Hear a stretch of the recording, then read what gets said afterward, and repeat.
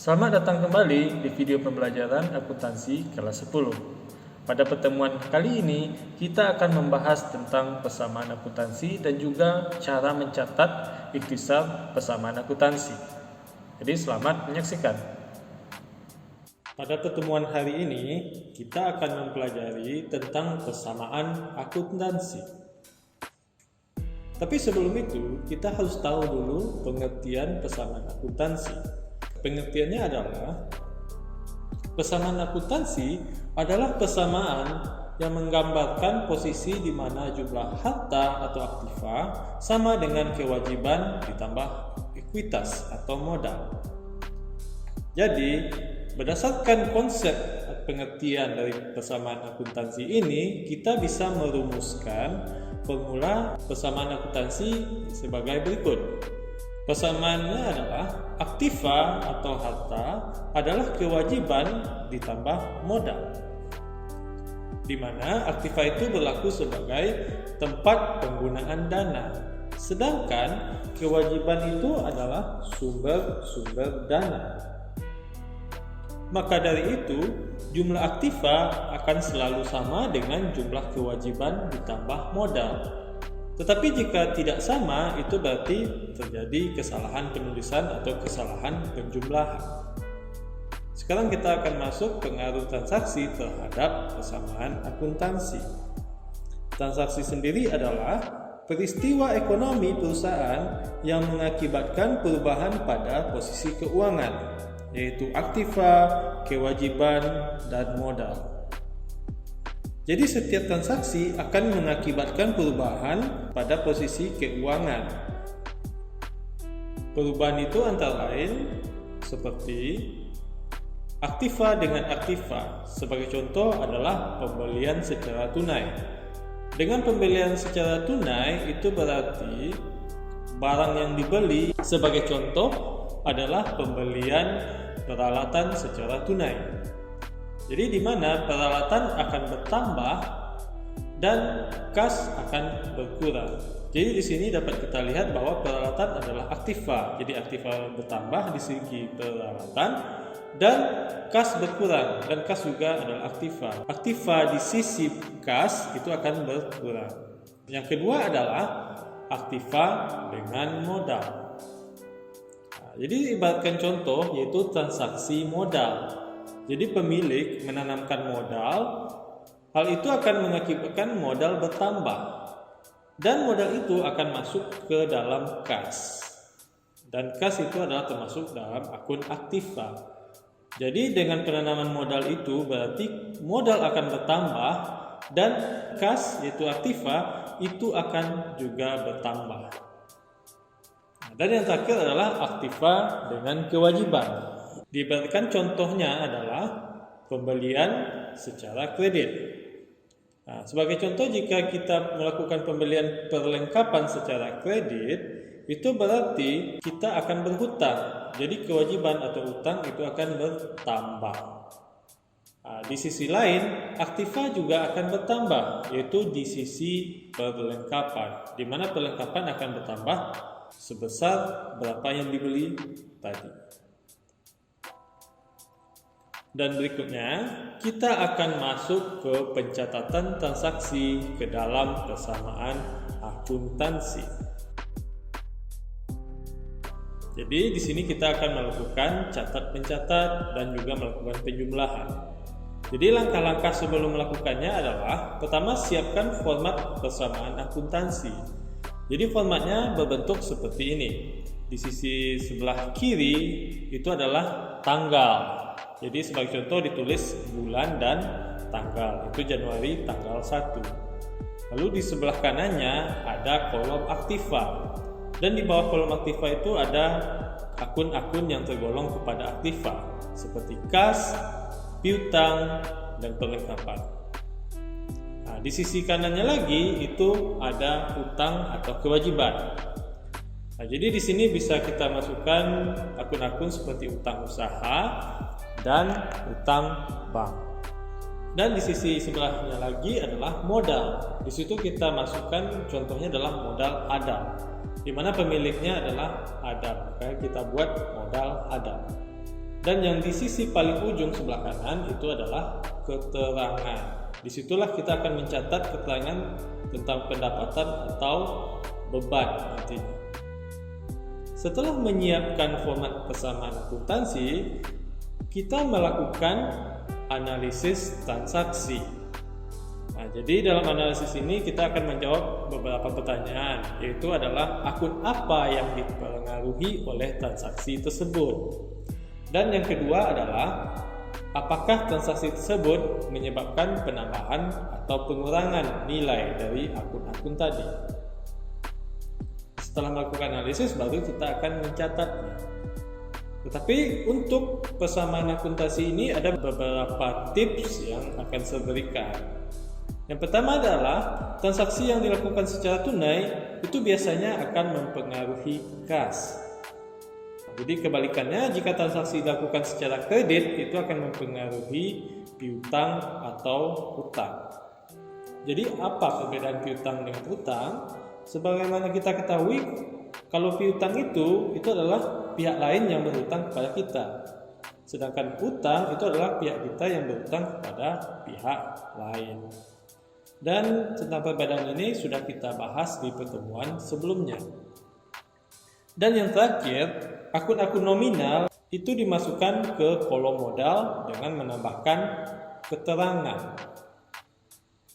Nah, itu adalah beberapa tips yang bisa dipahami dan saya harapkan itu bisa membantu dalam menjawab atau dalam mencatat transaksi-transaksi dalam persamaan akuntansi. Sekarang kita akan mulai masuk ke contoh soal. Transaksi 1. Jadi di sini sebagai contoh, pada tanggal 1 Januari 2010, Tuan Adam menyetorkan uang ke dalam perusahaan sebagai modal sebanyak 10 juta. Nah, jadi di sini kita bisa melihat bahwa Tuan Adam menanamkan modal. Berarti di sini modal bertambah sebesar 10 juta. Dan modal itu atau uang yang berasal dari modal itu akan dimasukkan ke dalam kas. Nah, jadi di sini kas akan bertambah sebesar 10 juta. Nah, maka dari data ini jika kita masukkan ke dalam tabel, bisa ditulis seperti ini. Januari tanggal 1 kas bertambah 10 juta dan modal juga bertambah 10 juta. Nah, jadi di sini aktiva sama dengan utang tambah modal, itu sama-sama 10 juta. Nah, sekarang kita masuk ke transaksi kedua. Nah, pada tanggal 2 Januari 2010 dibeli peralatan salon 5 juta.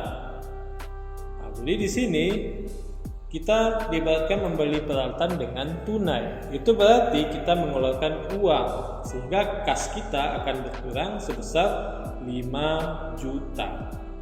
Nah, sedangkan uang yang dipakai itu sudah dibelikan ke peralatan sehingga peralatan bertambah 5 juta. Nah, jadi di sini dalam pencatatannya kita masukkan Januari tanggal 2. Nah, di sini kita masukkan kas itu 5 juta dikurang dan peralatan bertambah 5 juta. Setelah kita totalkan itu berarti kas menjadi 5 juta dan peralatan menjadi 5 juta. Sekarang kita masuk ke transaksi ketiga. Pada tanggal 4 Januari 2010 dibeli perlengkapan salon secara kredit yaitu Rp3.500.000. Jika membeli peralatan secara kredit itu berarti kita melakukan utang. Jadi berarti utang bertambah 3.500.000. Sedangkan perlengkapan juga bertambah 3.500.000. Sehingga pencatatannya adalah tanggal 4 dibuat kolom baru yaitu perlengkapan yaitu sebesar 3.500.000. Dan juga utang usaha juga bertambah 3.500.000. Dan kita jumlahkan. Nah, jadi selesai transaksi ketiga. Sekarang kita masuk ke transaksi keempat. Pada tanggal 7 Januari 2010 dibayar beban macam-macam sebesar 200.000. Nah, jadi di sini karena kita membayarkan beban berarti kas atau uang kita akan berkurang. Jadi di sini kas berkurang sebesar 200.000. Sedangkan beban, karena beban itu adalah pengeluaran, jadi kita buat beban macam-macam itu dikurang 200.000 rupiah. Jadi dalam pencatatannya, dibuat tanggal 7 itu berarti kas dikurang 200.000 rupiah. Jadi menjadi 4.800.000 rupiah. Dan di kolom modal sesuai dengan tips yang saya berikan tadi, jadi di modal kita masukkan beban tadi, itu dikurang 200.000 rupiah. Dan dalam keterangan kita catat beban macam-macam. Sekarang kita masuk ke transaksi kelima. Pada tanggal 12 Januari 2010 dibeli tambahan peralatan salon sebesar 3 juta dan dibayar uang muka sebesar 1 juta dan sisanya dibayar minggu depan. Nah, jadi di sini kita membeli peralatan salon tetapi dengan dua cara pembayaran. Yang pertama yaitu dengan kas sebesar 1 juta. Jadi kita bayarkan secara tunai 1 juta sebagai uang muka. Dan sisanya itu dianggap sebagai utang. Jadi utangnya itu 2 juta. Dan peralatan itu kan sudah kita ambil, berarti peralatan bertambah 3 juta. Nah, jadi pencatatannya adalah pada tanggal 12 kita buat kas berkurang 1 juta, lalu peralatan bertambah 3 juta dan utang usaha juga bertambah sebesar 2 juta. Jadi kita jumlahkan, berarti kas menjadi 3.800.000 rupiah, peralatan menjadi 8 juta, dan utang usaha menjadi 5.500.000. Oke, berikutnya kita masuk ke transaksi ke-6. Pada tanggal 14 Januari 2010 diterima penghasilan jasa selama 2 minggu pertama di bulan Januari, yaitu 2.500.000 rupiah. Nah, jadi ini adalah pendapatan dan kita mendapatkan uangnya, maka kas bertambah sebesar 2.500.000 rupiah.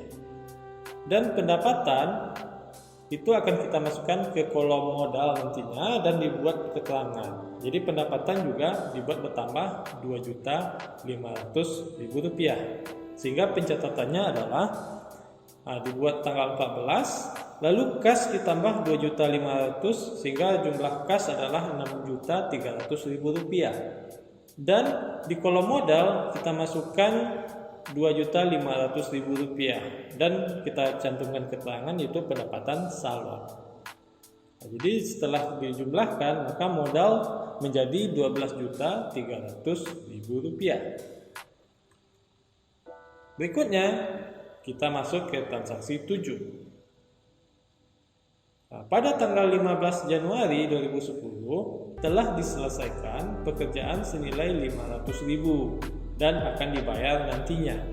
Nah, jadi di sini kita melakukan pekerjaan tetapi pihak yang meminta pekerjaan tersebut belum membayar. Jadi mereka hutang ke kita. Nah, berarti di sini akun yang dipengaruhi adalah piutang. Ingat ya, piutang adalah kebalikan dari utang. Nah, berarti di sini piutang bertambah 500.000 dan pendapatan juga bertambah 500.000. Nah, jadi pencatatannya adalah di sini kita buat piutang usaha yaitu kolom baru sebesar 500.000 rupiah.